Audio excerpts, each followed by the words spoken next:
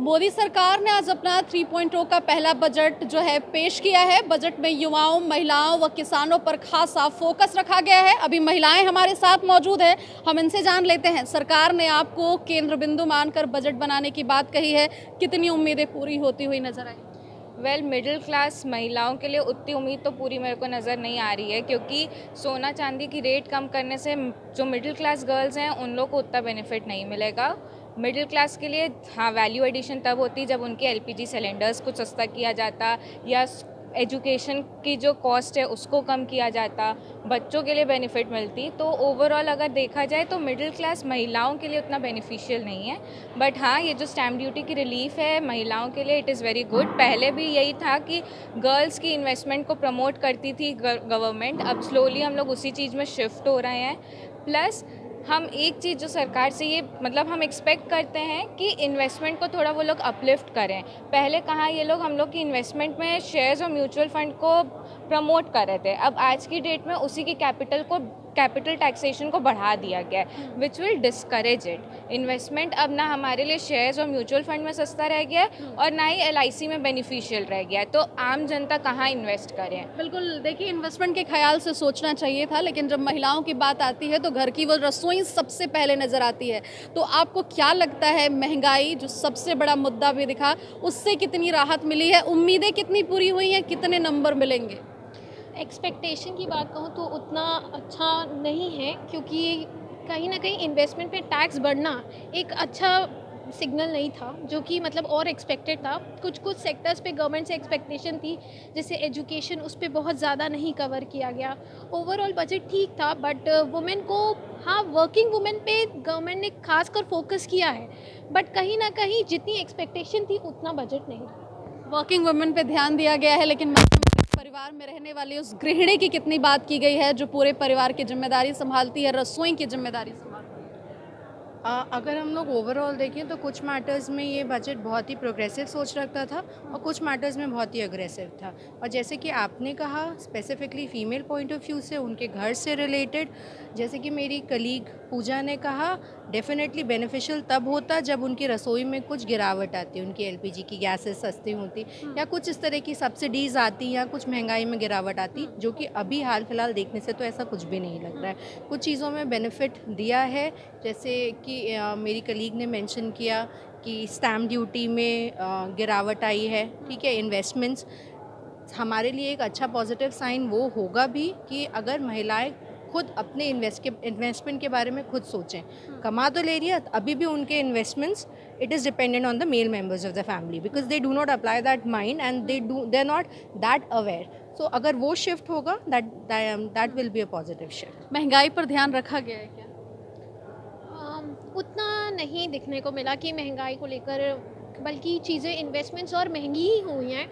पहले तो इन्वेस्टमेंट को प्रमोट किया गया था, अब उसी इन्वेस्टमेंट पे टैक्स लगा दिया गया है, तो कहीं ना कहीं महंगाई पे उतना ध्यान नहीं दिया गया। बिल्कुल, महंगाई पे ध्यान नहीं दिया गया, लेकिन फिर भी ओवरऑल बजट को कैसे देखते हैं?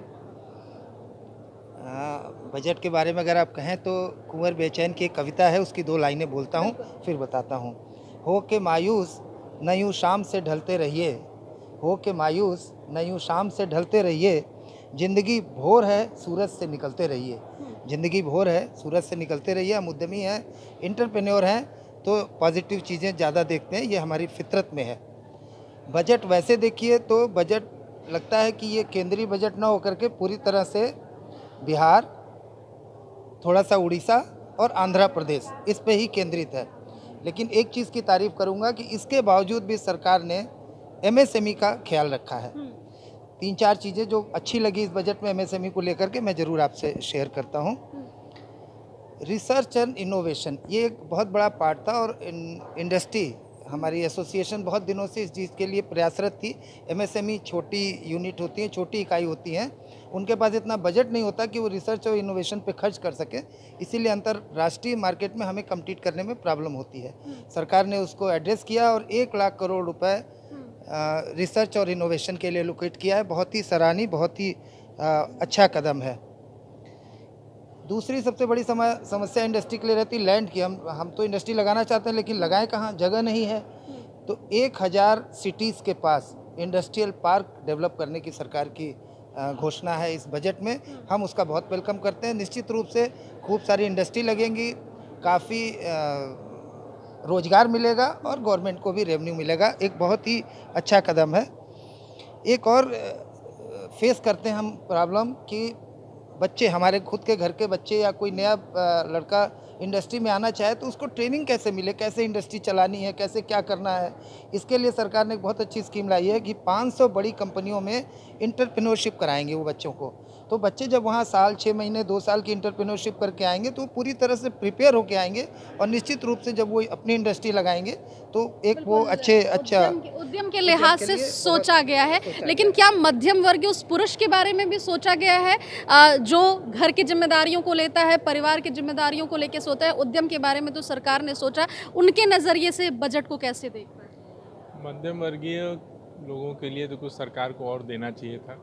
टैक्स रिबेट तो कुछ खास आई नहीं है, और छोटे उद्यम के लिए या व्यापारियों के लिए मुद्रा लोन की लिमिट थोड़ी बढ़ाई गई है। उसका फ़ायदा मिलेगा जो छोटे व्यापार से शुरू करना चाहते हैं उन लोगों को। और बाकी ठीक है, मिला जुला के इंफ्रास्ट्रक्चर पे फोकस रहा है गवर्नमेंट का। आम आदमी के लिहाज से कैसे? आम आदमी के लिहाज से सो एंड सो है। फार्मर्स के लिए अच्छा है, किसानों के लिए अच्छा है बजट। काफ़ी उम्मीद दिख रही है उस इंडस्ट्री में। एग्रीकल्चर इंडस्ट्री एक मुझे लगता है कि भारत में अब तेज़ी से बढ़ने वाली इंडस्ट्री दिख रही है। बिल्कुल, देखिए हमारे साथ तमाम लोग थे, महिलाएं जुड़ी हुई थी जो बता रही थी कि जो आज का बजट देश को समर्पित किया गया है वो उनके लिहाज से कैसा है। तो उद्यम के लिहाज से तो इस बजट को सराहा जा रहा है, लेकिन जैसे ही बात मध्यम वर्गीय परिवार की जाती है, गृहिणियों की जाती है, तो बजट से निराशा दिख रही है। हालांकि महिलाओं को उद्यम की ओर प्रोत्साहित करने का सरकार ने प्रयास किया है, लेकिन महंगाई को लेकर के महिलाएं निराश दिख रही हैं। प्रतिमा तिवारी, ETV भारत, वाराणसी।